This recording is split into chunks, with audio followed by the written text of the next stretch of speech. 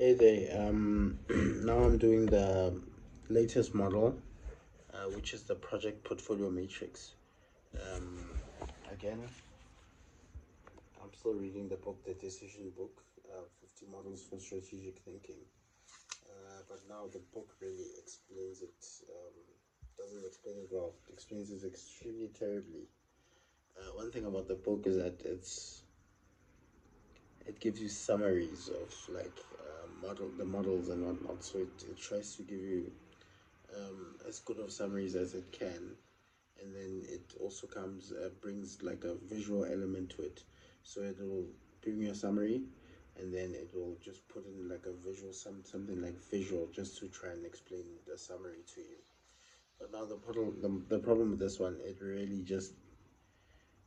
didn't give a good idea or a good explanation of what is this is. So for this one, I had to just go to ChatGPT just to understand exactly what it is.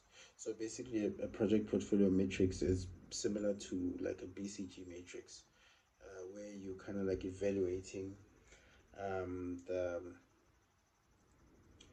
um, different projects, similar to how you evaluate in a BCG matrix, but now you'll have different axes in which you compare against. So, for example, you might want to look at, okay, for this project, what are the risks versus return, kind of like comparison. So you look, okay, project A maybe has a lower risk and a low return. Project B might have a higher risk and still low return. Project C might have a high risk but high return. Project D might have a low risk, uh, high return, or high return, low risks, whatever. Yeah. So basically, you'll just be looking at it in like a matrix kind of format, with like a x and y axis. So now the only thing is with this is you'll be evaluating projects with different metrics. You can have a cost return benefit. You can have a cost over time, as in, okay, one project may need more time than another project. The one project may cost a lot more, but return a lot more. So definitely, you'll just be comparing different kind of like things along the x and y axis kind of thing. And then obviously, it's just basically a tool just to um, evaluate what kind of projects or which projects are better than others.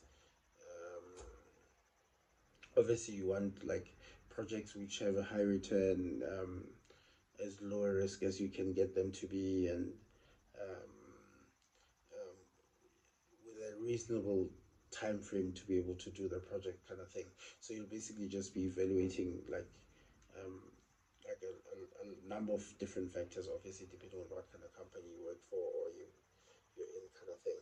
So yeah, basically that's it. The explanation in the book was so terrible. This is like the graph. This is the graph they brought to try and explain it, but I wasn't really happy with it, and it didn't really give me much of an explanation. I was a bit confused after reading it. Anyway, guys, that's it. Still reading the decision book, 50 models for strategic thinking, and learning quite a bit. On to the next video. Cheers.